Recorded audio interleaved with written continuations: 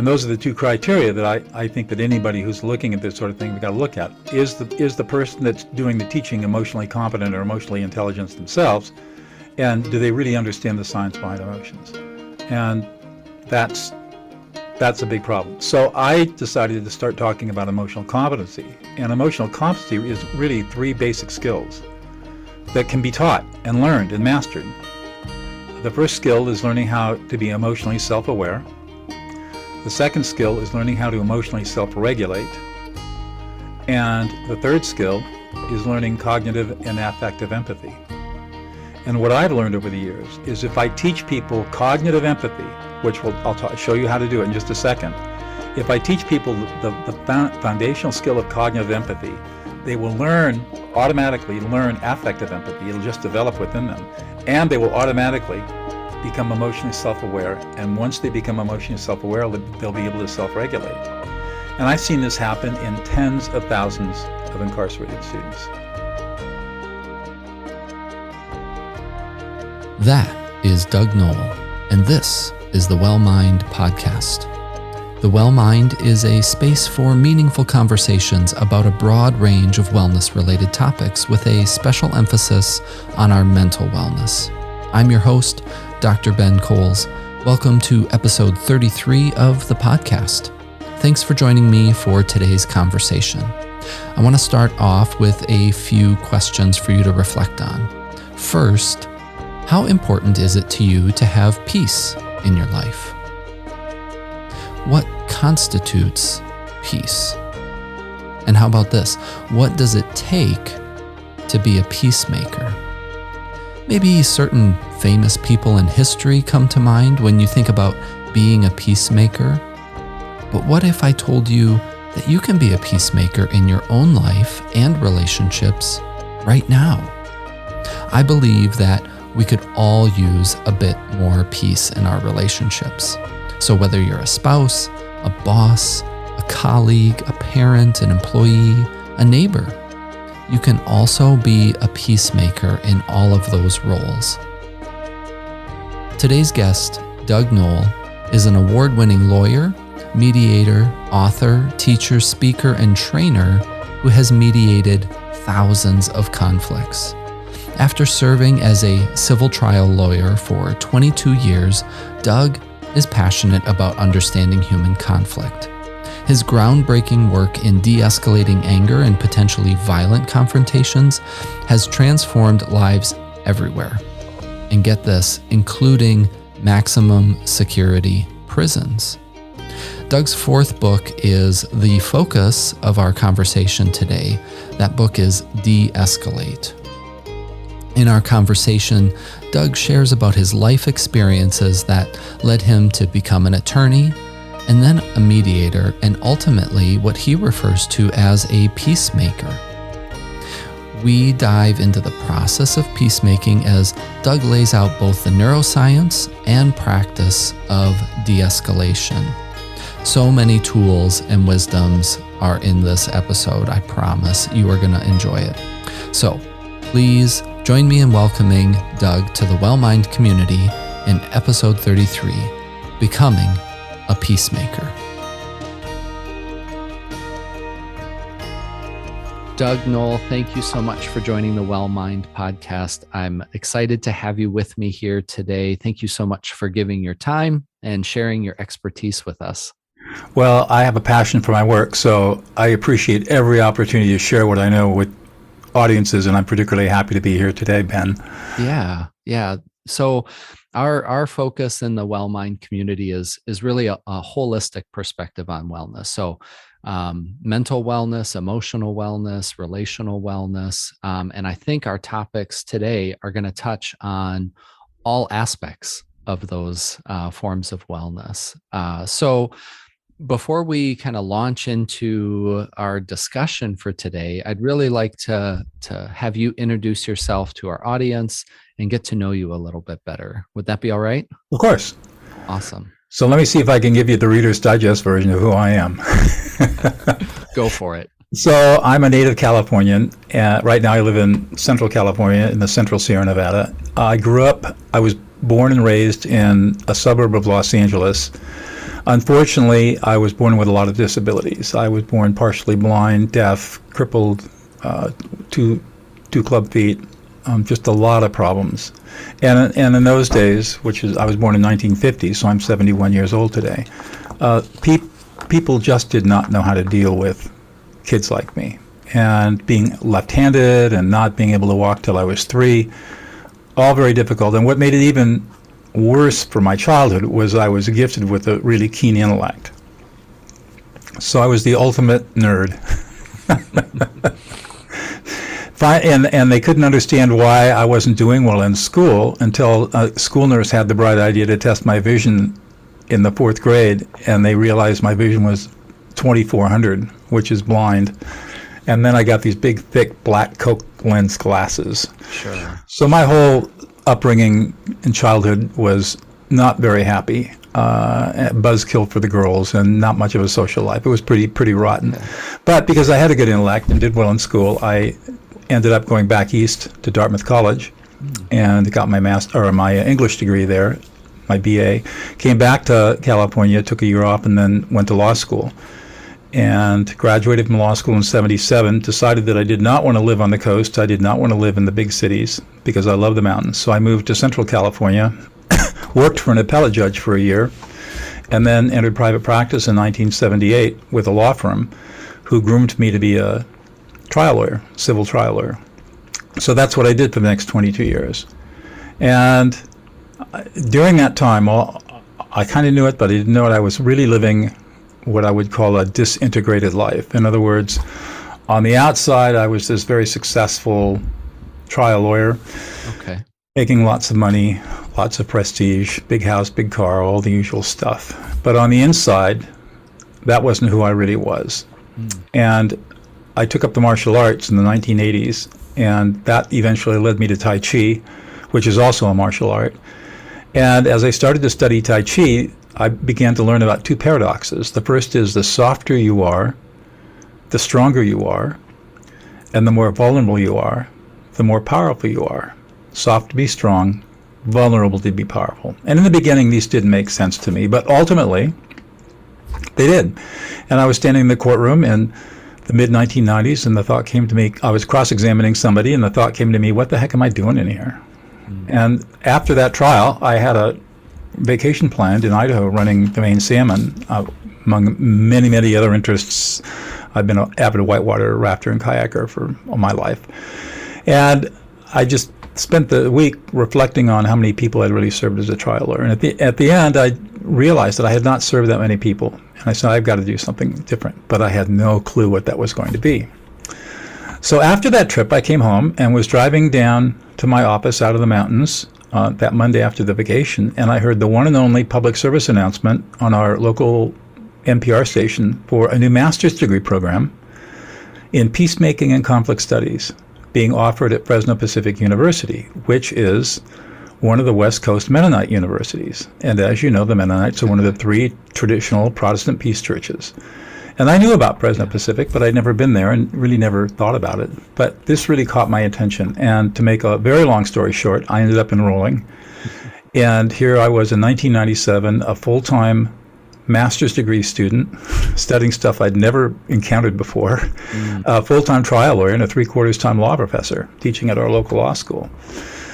So it completely changed me. I had some of the people that, my mentors were the people who started the international restorative justice movement. So I was deeply schooled in restorative justice, practice, philosophy, history, and theory, as well as many other concepts around human conflict and peacemaking. And I started a study of neuroscience at that time. Although there was no course offered in it, I came to the realization that everything starts in the brain. And neuroscience was just getting off the ground at that time. Functional magnetic resonance imaging it was a technology developed in '94, so it hadn't even been around for 5 years when I started. But there was a lot of interesting stuff being done, and I carried that interest to after I earned my master's degree and graduated. And ultimately, I left the practice of law in 2000 to become a peacemaker, a lawyer turned peacemaker, and that's what I've done ever since. My the skills that I teach now arose in 2005 in an extremely difficult mediation that I was conducting, and I had no way to deal with this intense anger that these people had towards the hatred they had towards each other. And the thought came to me, listen to the emotions. And so that's what I did. I had them not listen to the words, but listen to each other's emotions and reflect them back, and it created instant calm, much to my surprise. And the mediation ended extremely favorably with a complete reconciliation between these people. And that led me to wonder, what did I just do? So I started teaching it, doing it, practicing it, and then began to teach it a little bit in my in my workshops and classes. And then in 2007, the Lieberman study came out. Matthew Lieberman is a neuroscientist at UCLA, and he published a fMRI study on why this technique called affect labeling works and what's really going on in the brain. So now I had the science to support the practice, and it kind of took off from there. And then in 2010, my colleague Laurel Coffer and I co-founded the Prison of Peace project. And for the last 12 years, we've been working in maximum security prisons around the world, training murderers how to be peacemakers and mediators to stop prison violence.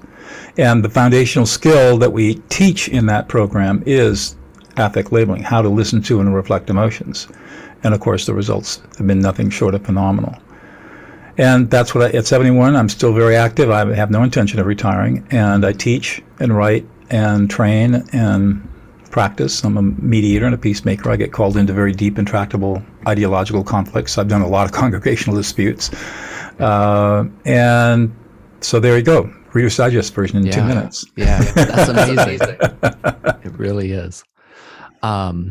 So I wanna rewind, because there's so many like huge decision-making moments in that Reader's Digest version, and I'm always curious about those. So, rightly so, you started off in childhood and identifying kind of these barriers upon barriers upon barriers for you to be able to connect with the world, be able to have a strong sense of self, and you kind of are lamenting, like, that was not a good period of life.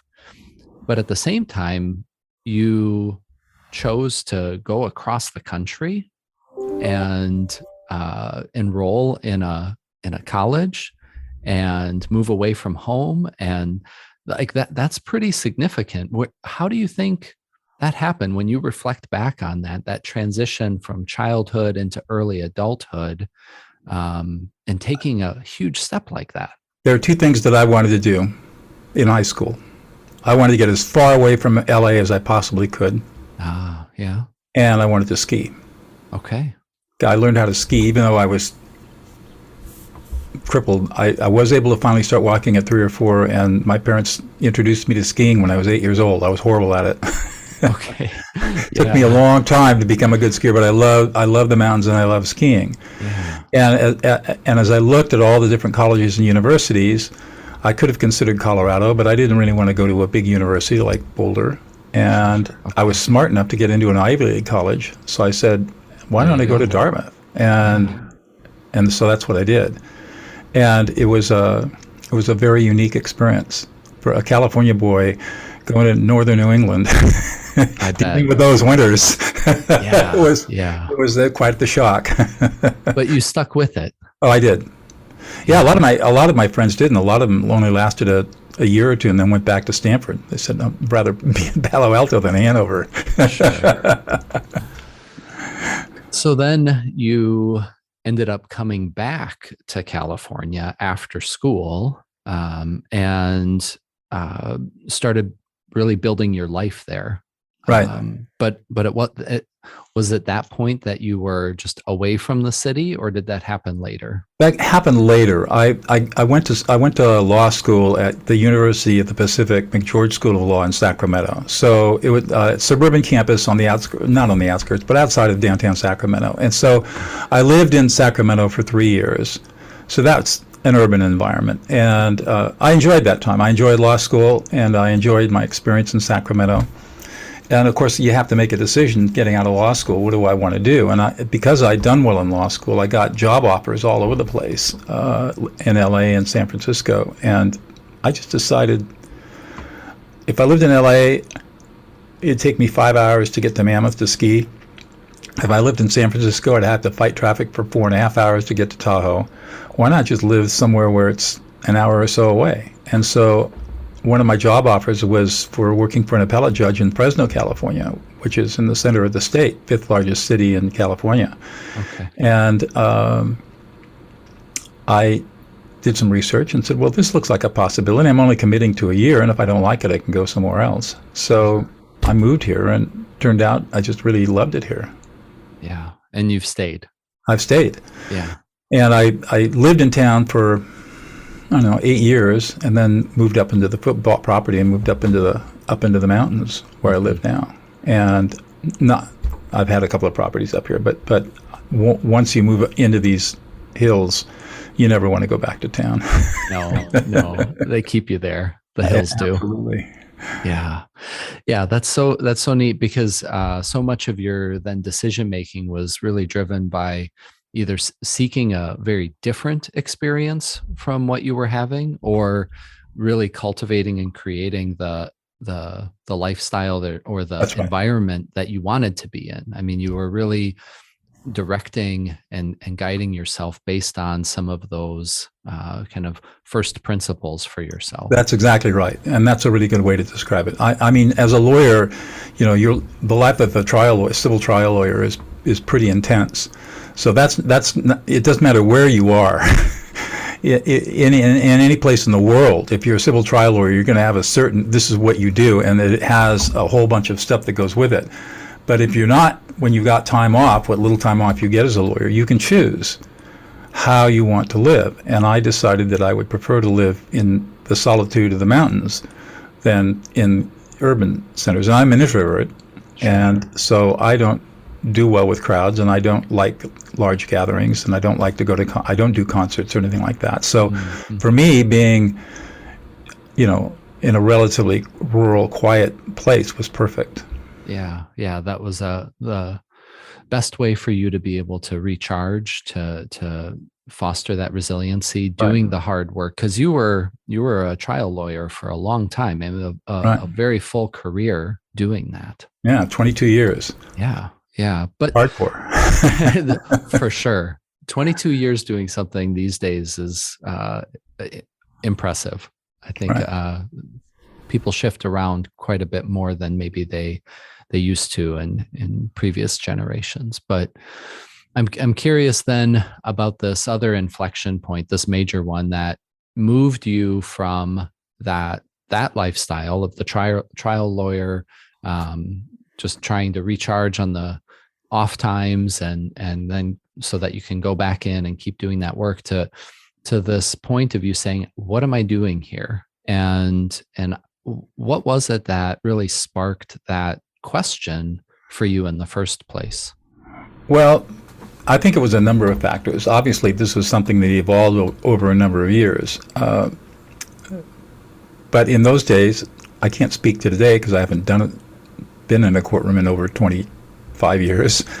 In those days, everything was a fight. You fought with your partners over money. You fought with your client over getting your bills paid. You're constantly fighting with the court. You're fighting with opposing counsel and opposing parties. I mean, everything was just a fight. There was no such thing as peace. And I had a very strong competitive streak in me, and so I allowed myself to get sucked into that, where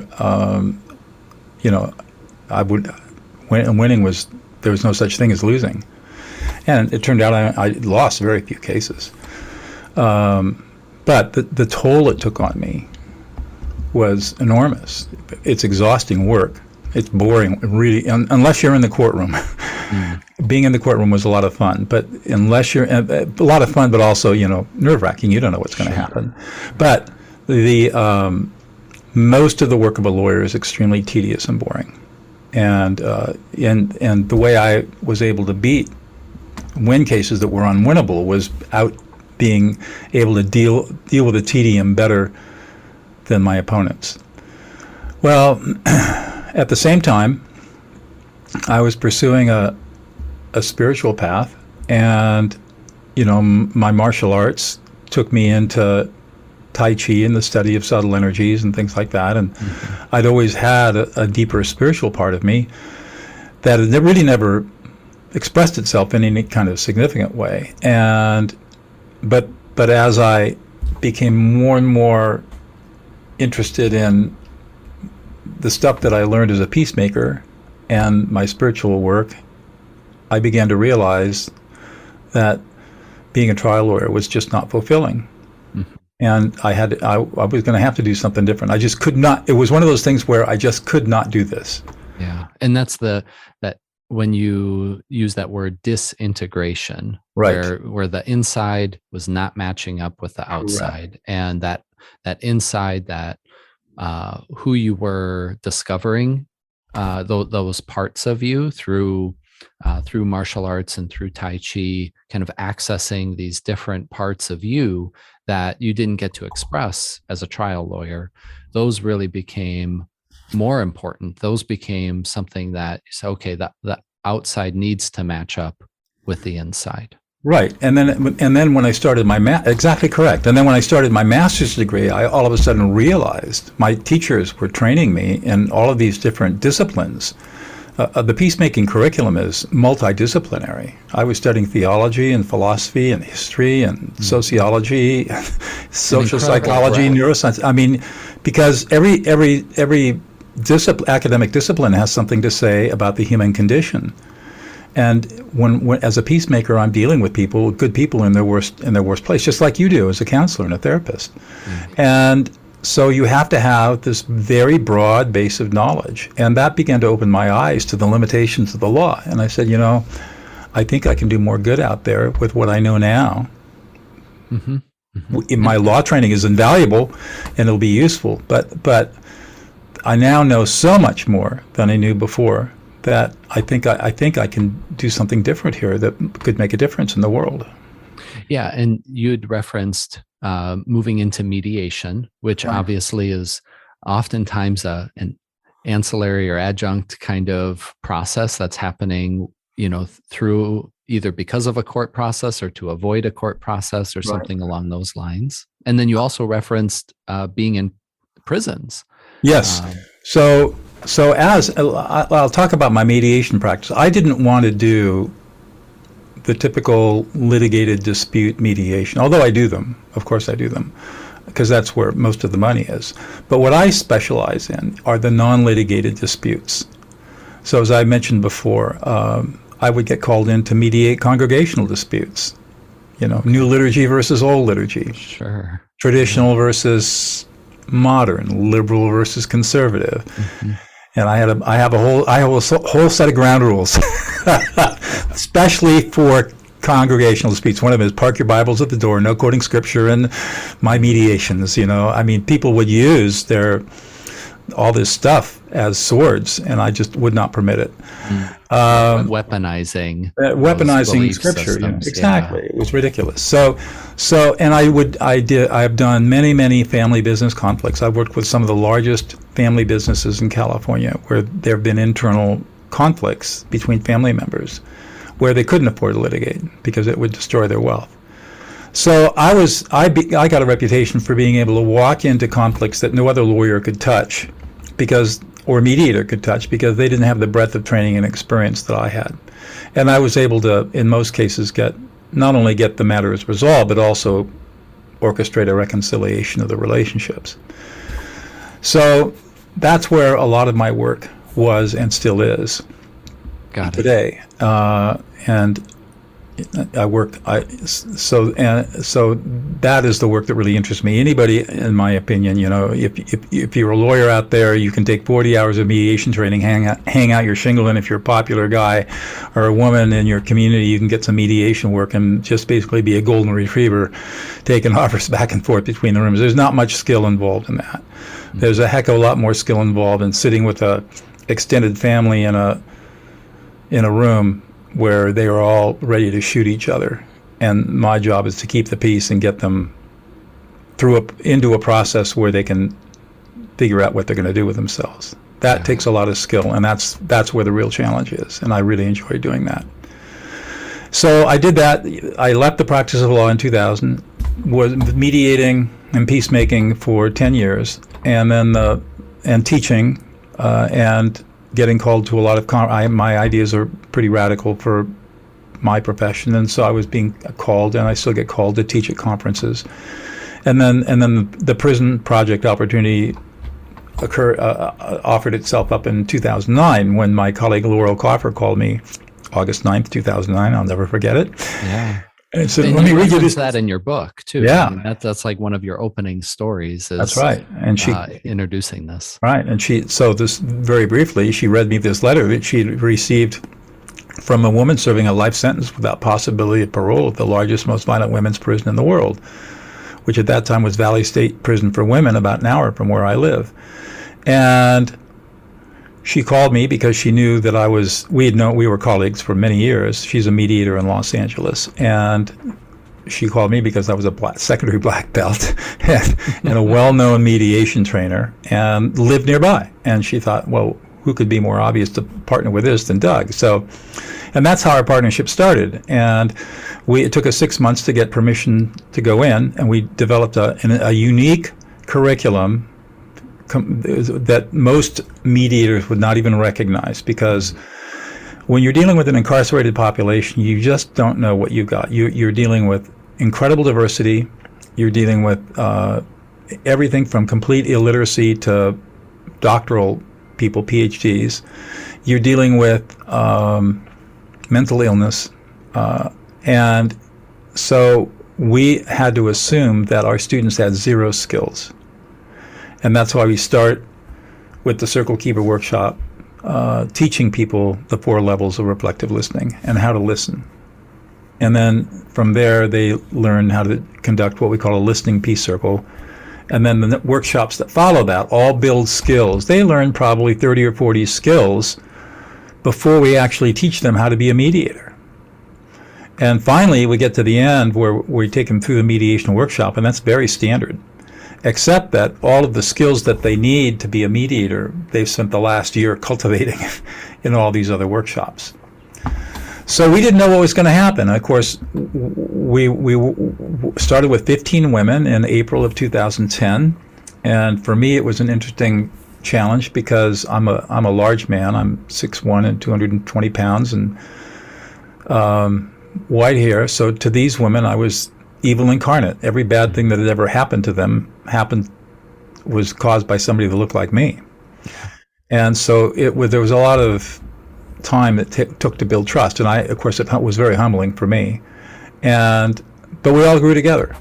And the most remarkable thing that happened was in that first group of women. I want to tell a story about that too, but I'll come back to the story. It's so cool. Yeah. That there were black thorns for 5 weeks. We went in every week and taught all day for 5 weeks. And those days it was a 12-week start to finish program, 1 day a week for 8 hours. I mean, it was really intense. We don't do that anymore. But by week 6 we came in and there were no more black thorns. There were all these beautiful roses. And they had learned to touch their humanity. By learning how to listen to their emotions, they had reawakened their humanity.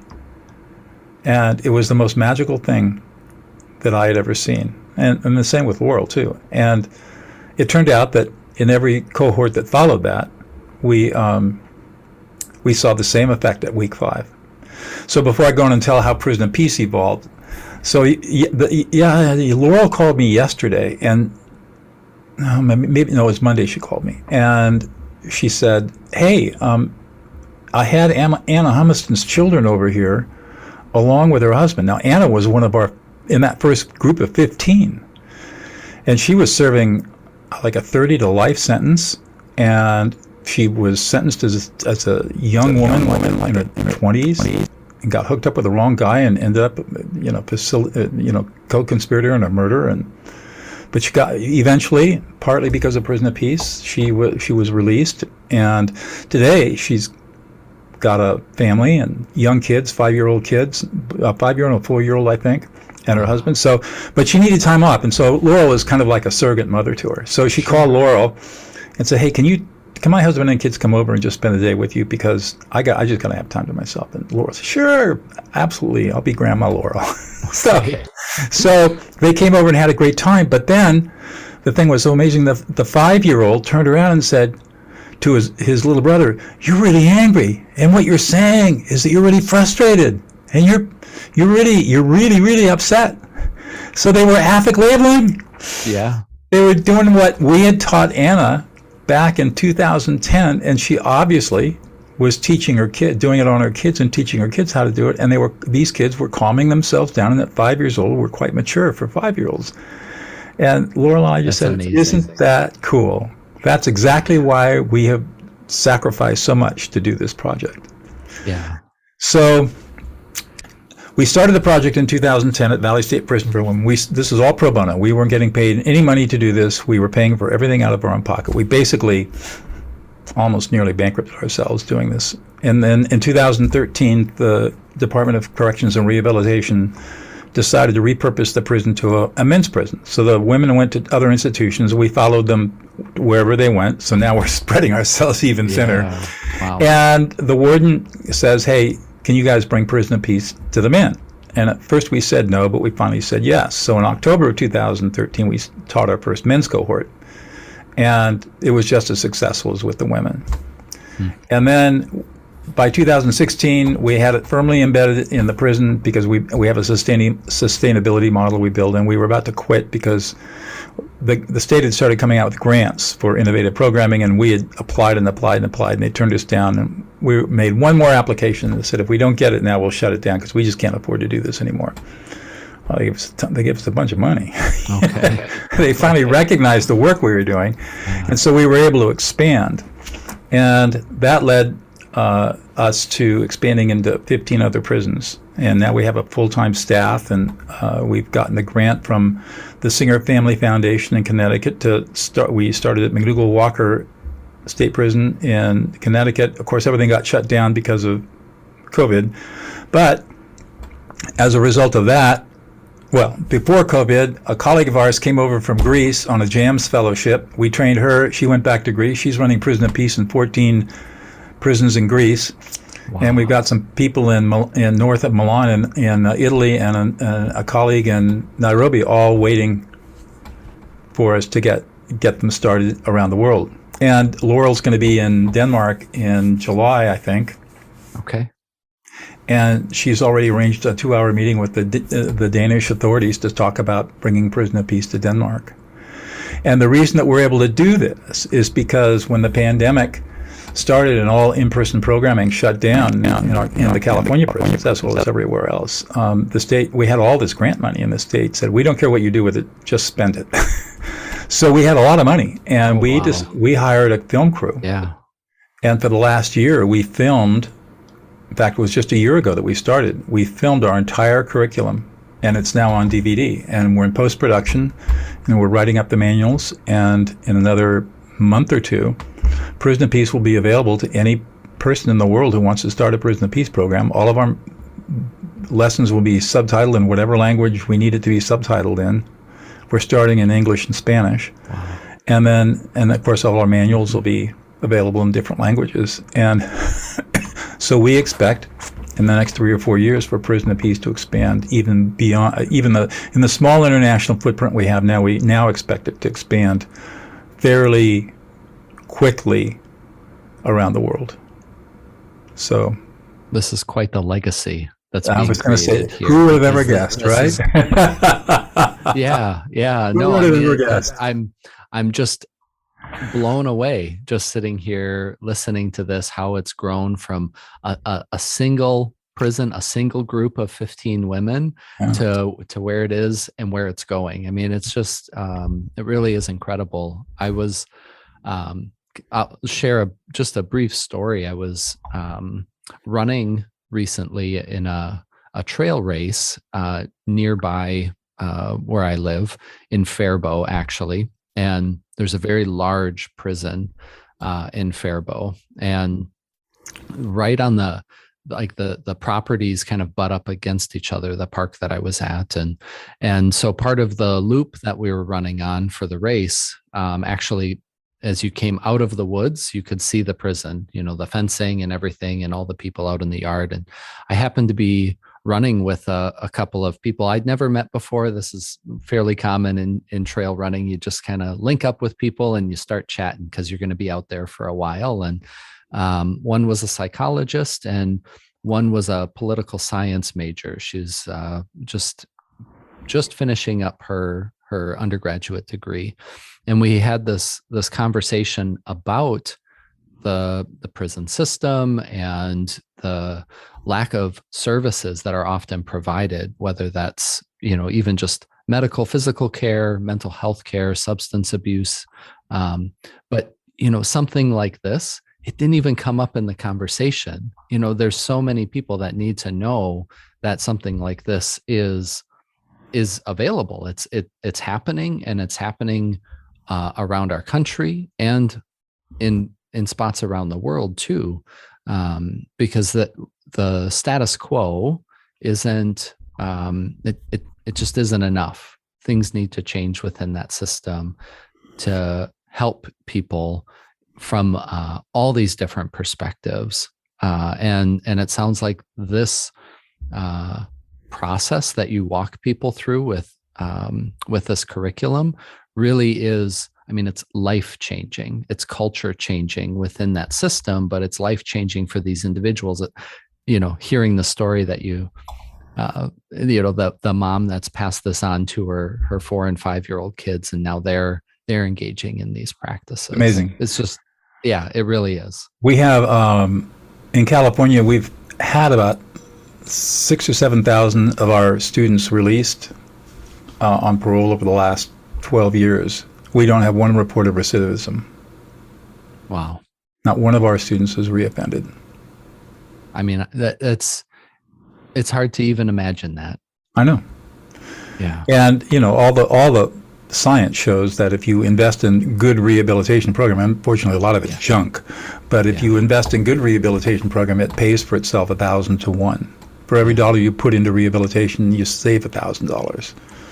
Yeah. You wonder why. I just wonder why so many politicians are against funding rehabilitation.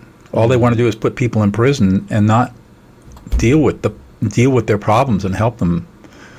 And of course, it's not the prison. The prison is the end. That's the end. Really, it's the end, and in some ways, it's the beginning. But this drives so many other social problems that are so solvable.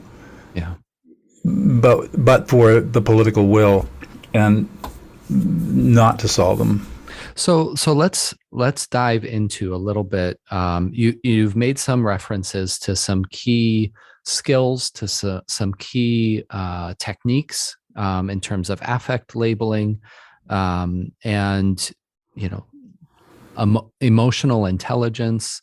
In your book, you also use the word emotional competency. Yes. As well, and you make a distinction there. So let's drill down a little bit into what does this actually look like in practice? What are some of the strategies and skills at a basic level that you're teaching kind of across the board, whether it's in a mediation room or in the prison or with a family? What are those skills that you're trying to help build? Okay, so let's start at the 50,000 foot level, and then we'll drill down into precisely what it is that I teach. So I became very interested in, as I said, the neuroscience of emotions. Then, of course, that led me to looking at emotional intelligence.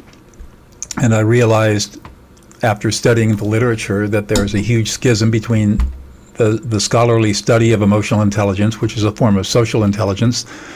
And that term was coined by Peter Salovey and John Mayer back in the 1990s. And then Goleman, who is he's a psychologist, had a PhD, but he was a New York Times science writer, and he picked up on their work and wrote his first best-selling book. But he made outrageous claims that can't be substantiated by any research. And so everybody has jumped onto this bandwagon about emotional intelligence. And a couple of things that I observe is that if you go online, last time I looked, I found over 300 different organizations offering some kind of emotional intelligence training. And there are two things that I notice in these corporate trainings. Number one, there's never a definition of what an emotion is. And number two, the people that are training emotional intelligence have no demonstrable skills in emotional intelligence themselves. And those are the two criteria that I think that anybody who's looking at this sort of thing, we've got to look at. Is the person that's doing the teaching emotionally competent or emotionally intelligent themselves? And do they really understand the science behind emotions? And that's a big problem. So I decided to start talking about emotional competency. And emotional competency is really three basic skills that can be taught and learned and mastered. The first skill is learning how to be emotionally self-aware. The second skill is learning how to emotionally self-regulate. And the third skill is learning cognitive and affective empathy. And what I've learned over the years is if I teach people cognitive empathy, which I'll show you how to do it in just a second. If I teach people the foundational skill of cognitive empathy, they will automatically learn affective empathy. It'll just develop within them. And they will automatically become emotionally self-aware. And once they become emotionally self-aware, they'll be able to self-regulate. And I've seen this happen in tens of thousands of incarcerated students. I mean, we just see it happen. It's like clockwork. It's just automatic how the brain works. So what is cognitive empathy? Cognitive empathy is the ability to understand another person's emotional experience and reflect that emotional experience back to them. And the best way to do cognitive empathy is through this skill set called affect labeling. And that's a big term, but you can also call it emotional reflection. And affect labeling is a very simple, it's easy to describe. Let me put it that way. It takes a little practice because it's so counterintuitive and counternormative to everything we think we know about listening. But affect labeling is a three-step process. The first step is when you are confronted with a person having strong emotions, could be negative or positive, the first thing you're going to do is ignore their words. There is nothing that they can say that will be of any use to you, so just ignore them. And when you ignore the words, a couple of things happen. One, you are much, much less likely to get triggered, especially if they're intense negative emotions. And if you're just ignoring it, it's just white noise, you don't hear it, then you're not going to get triggered. And the second thing that happens is you free up bandwidth in your brain for doing the next two steps. So you've ignored the words. The next thing you do is you read that person's emotional data fields. And what I teach is that emotions are data, just like numbers on a spreadsheet.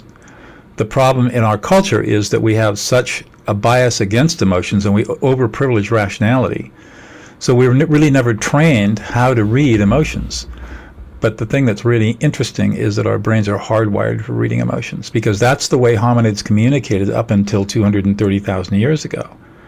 Vocabulary, language didn't develop until our predecessors mastered fire and were able to render animal fat and change the caloric load in their diets. And when that happened, there was a huge expansion of the hypoglossal muscle and the pharyngeal muscles and the hypoglossal nerve that allowed for a much more fine-tuned control of the tongue and the larynx, allowing for language. And of course, when that happened, the brain started to expand because language is symbolic representation of things. So now the brain had to expand to be able to deal with that. But until that time, our non-Homo sapiens hominid predecessors communicated through emotional expression. And so we are hardwired to be able to read somebody else's emotional data and understand it fast and accurately and almost never make a mistake. But that skill is never developed because we have been lied to for 4,000 years by philosophers and theologians that we are rational beings. And neuroscience now tells us, no, we're not rational. We're 98% emotional and only 2% rational. And all that philosophy and theology, going on Augustine and Plato, he was a Neoplatonist. Wrong. Sorry, guys, you're wrong. Your whole edifice of human nature is built on a myth, and it's just not scientifically supportable. So once you can overcome all of that and start seeing us as emotional beings, not rational beings, then it becomes easier to read our emotional data fields. And you just sit in silence and allow the other person's emotional experience, let your brain do the processing outside of consciousness, all of a sudden the emotions will start to come to you in your consciousness. The words will pop up into your consciousness. And then the third step is to reflect back those emotions with a you statement. So I'm just going to make a straight out declaration. Ben, you're really angry. You're pissed off. You're anxious. You're concerned. You feel really disrespected. Nobody's listening to you. You feel unappreciated. And you're sad. You're angry. And you feel betrayed. And you're a little embarrassed. And you feel like you've been completely abandoned and unloved. So I'm just statements. Right. So here's what's happening scientifically. Mm-hmm. This is what people don't get.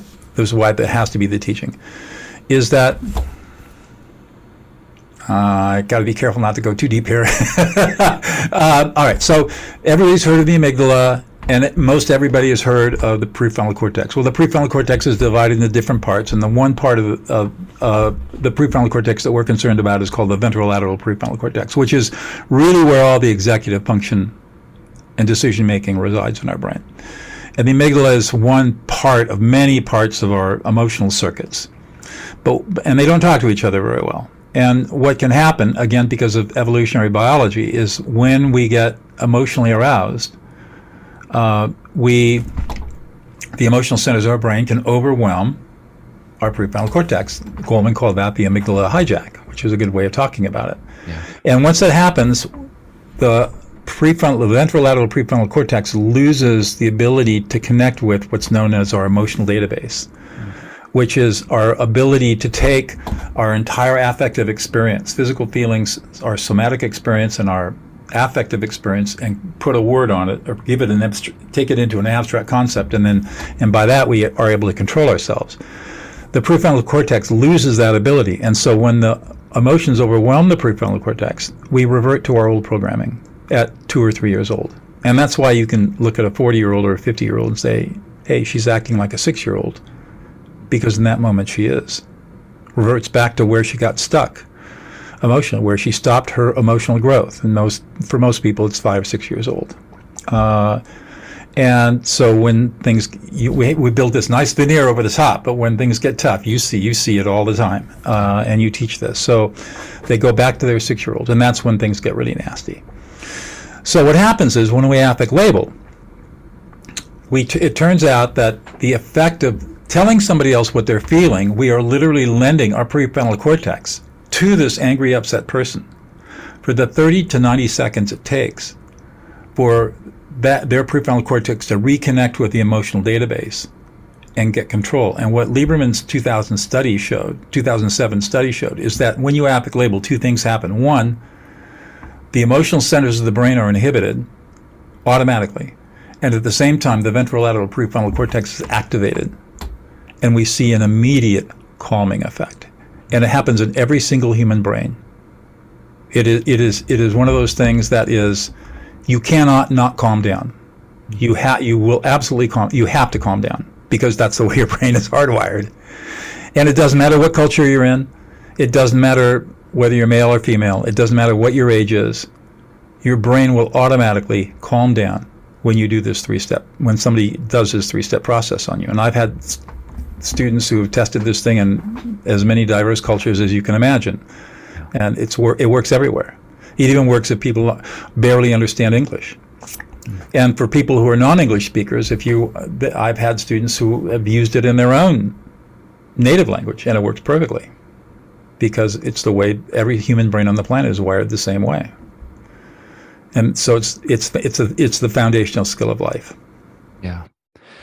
Thank you so much for laying that out in a really, I think, understandable way, but then also being willing to go a little bit deeper and say what's actually happening here, at a neurological level, at a biological level, what's actually happening when we do this skill. And you're absolutely right. There's a whole host of evidence across a number of different disciplines that support this kind of empathic stance with people, that we set aside our own agenda in the moment That's an important piece. I think that's really hard for many of us to do, to not focus on their words and think, oh, they're angry at me. And then that raises our defensiveness, and that makes it harder for us to self-regulate. So that initial step of just setting that aside, not attending to or focusing on the words that they're using, but recognizing the emotional state that they're in and being able to communicate that back to them. It's very powerful.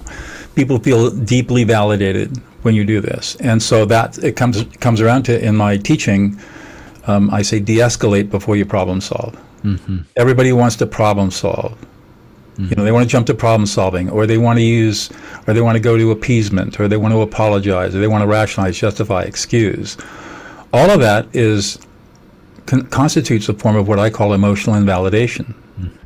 And it's all designed to soothe our own anxieties as the listener. And so what you learn is how to manage your own anxiety around another person's upset.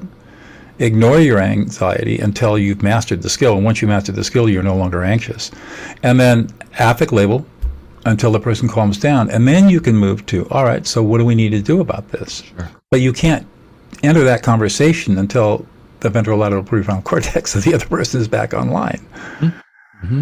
And the beauty of it is it takes less than 90 seconds for it to happen. Yeah, that's the part I think is pretty incredible, because you think, sometimes people will say, oh, they go 0 to 60 in the blink of an eye or something like that. But typically things are building for a little while.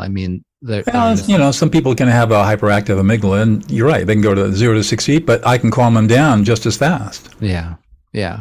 So it's just interesting to hear that there's a time frame here, and it is a pretty small, short window in order to do that. And one of the things that I talk about in the counseling room is, before we deal with the stressor, we oftentimes have to deal with the stress first, right? That right. External thing, that's what you're talking about here in terms of problem solving. People want to, well, if it would just be different, or if you just do it this way, you wouldn't have this problem, right? Yes, exactly.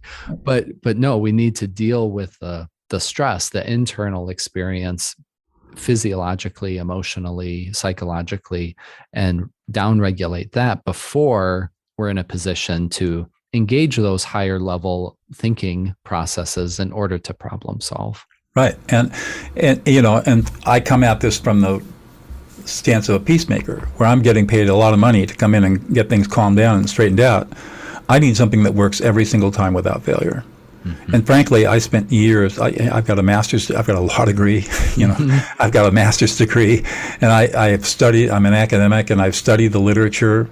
I didn't find, and I went into the therapeutic fields, and I was looking for tools that would work, and there just wasn't anything out there that was effective until I stumbled across this concept of affect labeling in 2000. I didn't know it was affect labeling in 2005. I just saw the results of it, and then Lieberman's study came out, and I said, this is it. And the reason that I talk about the science is because there are a lot of people that are really skeptical about this. They say, never work for, it might work for him, but it'll never work for me. But the truth is it works for everybody, and that the science is unassailable. Yeah. So application here. Obviously, you have applied this in some very specific situations and scenarios, but for the general audience here that maybe isn't doing work in a prison or isn't doing mediation, but maybe they need to mediate in their own household, in their family. So what's the application here for? You talked a little bit, I guess what I'm thinking of is that parent that was teaching her kids some of this affect labeling skill, 4 and 5 years old, and they're already implementing it. So I don't know, talk a little bit about its application within family systems. So, yeah, there's a lot to say about family systems. First of all, this is not something that you just introduce out of the blue. Because family, whether you follow in Bone's family system theory or other Virginia Satir and other family system theorists, family systems reach a homeostasis, and So if you introduce something new and you do it the wrong way, you're going to upset the apple cart. Yeah, the and you're whole going to have a lot of system. chaos. Yeah. Yep. So that's why I teach people, when you start practicing this, go out to really safe, low-risk environments to practice these skills. And my favorite place is Starbucks, because you can go up to a Starbucks barista and say, hey, you're having a great day today. You look really happy. Positive affect label. And then put on your lab coat, metaphorically, step back and watch what happens. Observe. And after you've done that for a while, you'll begin to see, hey, this affect labeling stuff really works. So, but once you do have the skill level and you're able to do this with some subtlety, you're going to introduce it into a family system very gently and gracefully. And you might say, for example, you might see, now so let's divide up the family structure a little bit. If you've got children from 3 to, let's say, 8 years old, you can start affect labeling those kids right away, and you're going to get immediate results. And it's going to be really powerful. And the studies show that if you start affect labeling small children, by the time they're 10 or 11, they're usually 2 grade levels academically ahead of their peers. Because what you're actually doing is helping the emotional centers of the brain mature, as opposed to atrophy. And most parents invalidate their children emotionally. They may be very loving, but they're still emotionally invalidating their children. And so the emotional centers of the brain atrophy, and the whole brain never really develops. So that's one aspect. Small children or grandchildren, go for it. If you're going to work with an intimate partner, you have to be extremely careful in the beginning. And so all you'll do is a throwaway. Honey, you're really frustrated right now. Oh, you are really angry. Oh, nobody's listening to you. You feel so unappreciated. One word. Not the full Monty. And you just keep working at that. And slowly you start adding different layers. There are 6 layers of emotions that people present. And so I teach these 6 layers. And so you start adding layers as they get more and more comfortable. And you're looking for, when you're affect labeling, you're looking for 4 responses. One, involuntary response is a nodding of the head. Involuntary response like, yeah, or exactly. You're looking for a dropping of the shoulder, and you're looking for a sigh, an exhalation, a sigh of relief. Those are all involuntary relaxation responses, indicating that you've successfully got the brain in the right place. Yeah, you've made a connection. That's right. And so that's how you start that. And then for other family members, it's adult family members and teenagers, it's the same thing. You start very gently. You just one little throwaway word conversationally, very subtle, and watch what happens. Watch the reaction. Teenagers are interesting. Yes, they are. They the challenge. I'll be interested in your perspective on this. My perspective is that because we are all emotionally invalidated, let me explain that just for a second. 2 years old, out running around, fall down, scrape your knee, it starts to bleed, you start to cry. What are you told? Don't cry. Be a big boy. Rub dirt in it. It doesn't hurt. Or if you're a girl, put on your big girl panties. Stop crying. Mm-hmm. That happens from 2 years old all the way through childhood. That is called emotional invalidation, and it is the most pervasive and insidious form of emotional abuse that exists on the planet. It causes more problems than you can possibly imagine. I'm sure you're familiar with the ACEs study, the Adverse Childhood Experiences study out of San Diego. Yep. Well, for those who aren't familiar with it, this is a huge, long study of the relationship between childhood experiences and adult mortality and morbidity by Kaiser Permanente. It is an amazing study, and just Google ACEs. Yeah, it's a sentinel study. For Everybody sure. Every parent should read this study, because of the 13 different adverse childhood experiences, only 2 are physical. The rest are all emotional. And what is really frightening is how little abuse it takes to really destroy a child's brain. And yet parents do it all the time because they don't know any better. So how this all cycles is, by the time you get to a teenager who's 13, 14 years old, they've been emotionally abused all their lives. They don't know it. They don't feel emotionally safe. And so what do?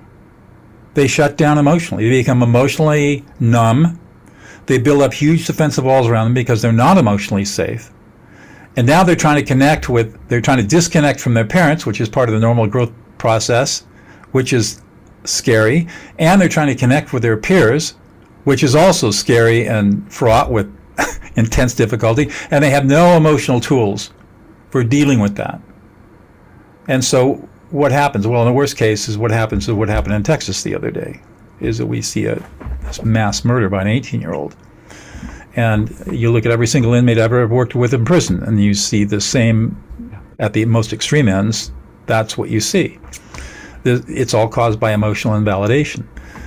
So with a teenager, you're going to validate their emotions, but they're not going to give you any feedback. They're just the stereotypical 14-year-old boy, right? A young man. He's got his head down, and the most you're going to get out of him is a grunt. Well, I've taught a lot of teachers how to do this, especially middle school teachers. And I say, as long as that kid does not walk away from you, you are connecting. And don't stop affect labeling. And don't ask any questions. Don't ask for any response. Just connect. And every teacher I've ever taught this to always reports back to me saying that was the most amazing experience I've ever had with a young person.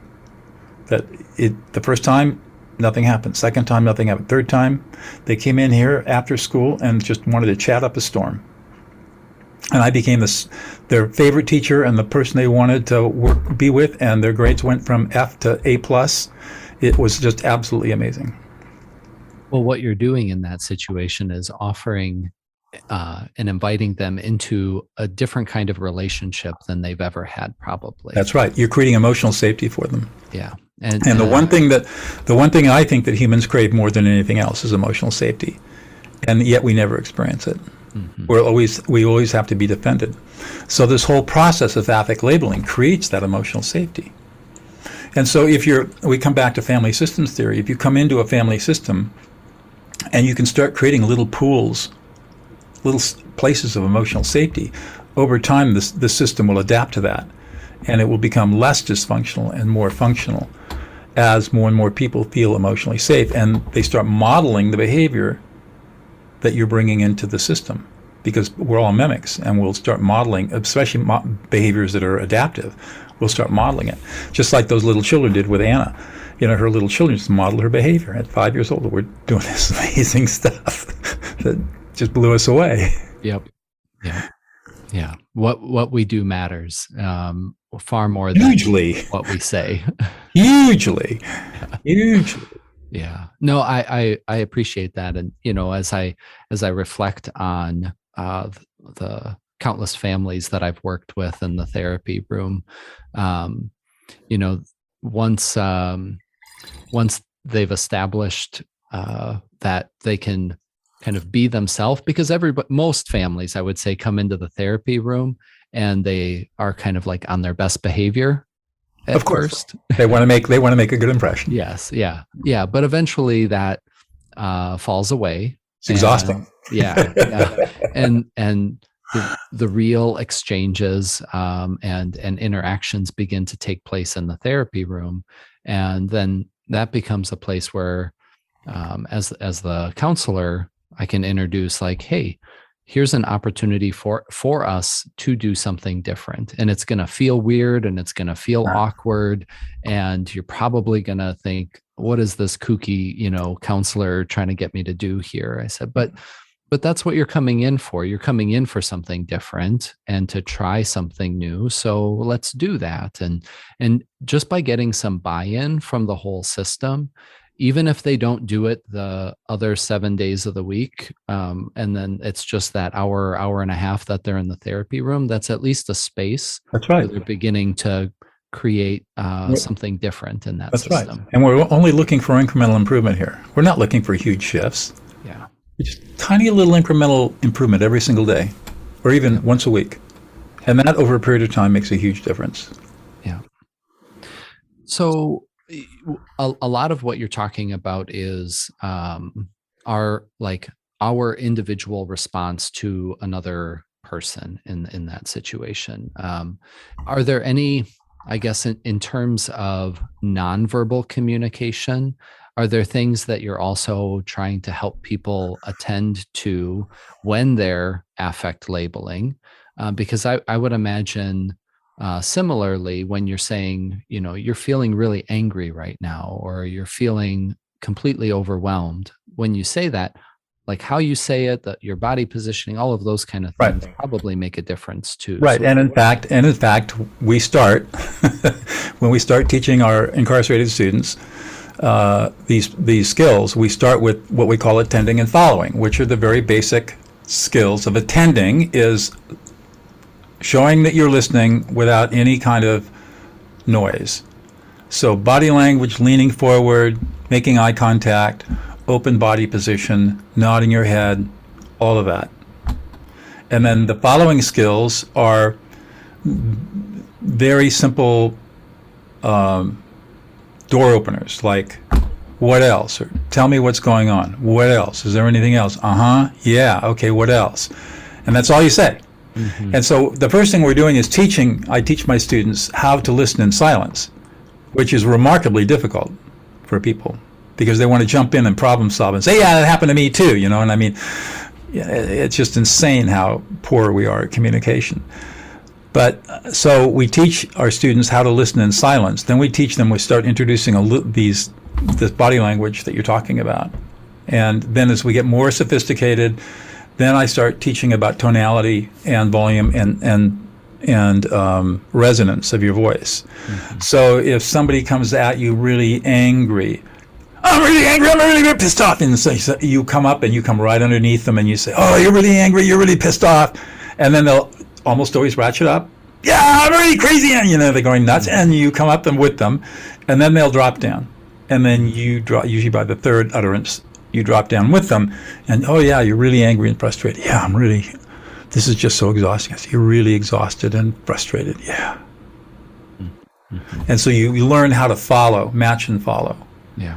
And then with your tonality, your voice tonality, you learn how to not speak from your throat. This is very advanced, but what you want to do is learn how to resonate your voice. It's not pitch change, it's speaking out of your belly like singers do. Mm. To use your whole body, because the research also shows that one of the many systems in our body that is influenced by all of this is not just our brain, but also what's known as the polyvagal system. And it's the polyvagal system that connects the brain to our facial expressions, to our vocal cords, to our hearing, to all our viscera.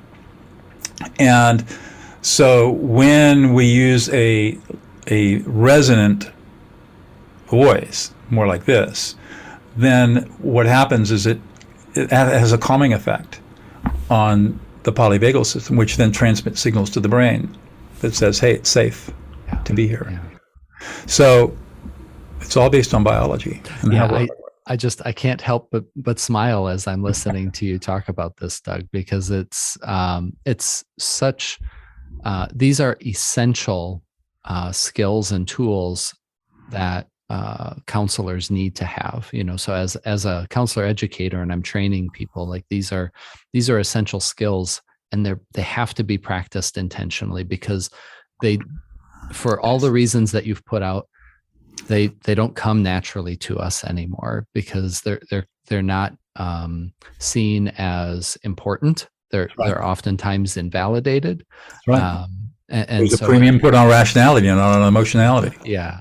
So it's bringing all of these back and kind of just learning for the first time how to do some of this. I know. And you know what's scary to me? Mm-hmm. I've got a niece who's graduating. I won't name the institution. It's a very well-known institution. She's getting her PsyD in a couple of weeks. Mm-hmm. And I talked to her about what she's being taught, and I just shake my head. Mm. I said, you are being taught so wrongly. Mm. So sad. A lot of disappointment there. When you're done, come up here for a week, and my wife and I will show you what the real world is really all about and how it really works. Yeah. I'm just appalled at a PsyD program that the kind of stuff they're not teaching science-based stuff. It's all based on old junk science, or old junk ideas for which there is no science. Like Freud was a genius, but there's not one scientific study that supports even one of his theories. And his database were 16 upper middle class Viennese women. That was his data set, upon which he built his whole edifice. It's ridiculous. Yeah. And from that, of course, this whole field of psychoanalysis developed and went in all different directions. And I'm not saying it's all bad, but I'm science-based. Yeah. No, and that comes through in your book. It comes through in our conversation today. I just so appreciate, again, the connection between what we're doing, why we're doing it, and what's actually happening when we use these tools and Right. skills. And if you can't explain this, what's going on biologically or physiologically, then you're not teaching something that is replicable or duplicable. No. It's based on a myth, or it's based on a philosophy, but that isn't science. That doesn't help us. Yeah. And Yeah, the thing there is, needs to there's be so an much knowledge out there evidence-based. that just doesn't seem to be permeating the therapeutic professions. Which is it's not permeating my profession either. I teach at Pepperdine, and I still see professors there teaching the old Thomas Gordon active listening I statement stuff, which of course absolutely does not work under any circumstance, and yet they still teach it, despite the fact that I've written dozens of articles about this and said, don't do that anymore. Yeah. It's a complete misapprehension of what was going on at the University of Madison or University of Wisconsin at Madison back in the 1950s. Yeah. Completely misunderstood. Yeah, but some of these ideas just get lodged in social culture, and they get perpetuated. And that's right. That's where emotional intelligence, I think, comes in, because Right. it became such a social cultural push, and there was a book on it on every shelf. Yeah. And everybody thought it was, but notice that nobody could learn emotional intelligence. You read Woolman's book, and you take courses, and it nothing changes. Yeah. Nothing changed. No needle got moved. So I'm just really appreciating your contributions, Doug. You have your book, De-Escalate, where these skills and a lot of these applications that we were talking about today, you go into great depth and detail. Highly recommend that. What other publications or what else are you writing right now? I've written 4 books. I could probably write more, but you know how it is. You've probably written books. You know what that's all about. It's a process. It's a process. I don't know whether maybe there's a book about the prison project someday, but maybe. Well, you've got that film, though. I mean, the whole curriculum. That's right. Creating. So that's a huge project. Right. But for your audience, I created a webpage, and on that webpage, you can get a free ebook which describes everything that I've talked about. It'll teach you all these concepts, but you can also get a copy of my book, De-Escalate. You can get you can buy the De-Escalate video course. Okay. And you can also get access to my basic and advanced emotional competency courses. Yeah, it's been such a pleasure getting to visit with you today, hearing your story and the work that you're doing. And I think that there's been some invaluable information that you've been able to provide to the audience. Just going to encourage all of the listeners, check out this website, check out these resources, get the De-Escalate book, just critical tools and information here.